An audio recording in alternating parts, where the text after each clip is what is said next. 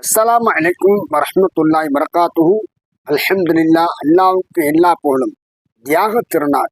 நபி இப்ராஹிம் அலைஹிஸ்ஸலாம் அவர்கள் தனது மகன் இஸ்மாயில் அலைஹிஸ்ஸலாம் அவர்களிடத்திலே, என் அருமை மகனே, நான் உன்னை அறுத்து பலியிடுவதாக நிச்சயமாக கனவு கண்டேன்.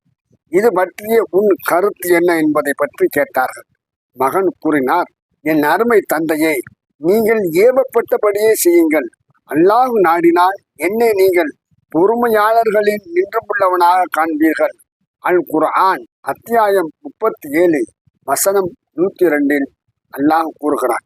இந்த வசனத்தில் தந்தைக்கும் பிள்ளைக்கும் மத்தியில் உண்டான தியாகத்தை நமக்கு எடுத்து காட்டுகிறது.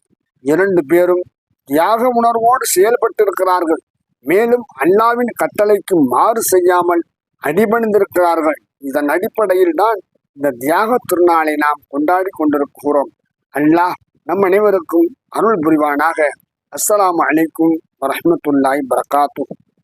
உங்களுக்கும் உங்கள் குடும்பத்தினருக்கும் புனித ஹஜ்ஜி பெருநாள் வாழ்த்துக்கள். என்றும் சீரும் சிறப்புடன் வாழ வாழ்த்தி அல்லாஹ்விடம் கரம் ஏந்துகிறேன். உங்கள் குடும்பத்தினரையும் எங்கள் குடும்பத்தினரையும் அருளாளன் அல்லாஹ் பொருந்திக் கொள்வானாக. ஈதுல் அல்ஹா ஹஜ்ஜி பெருநாள் வாழ்த்துக்கள். மன்சூர் ரஹ்மான் அரூசி, சாத்தான்குளம்.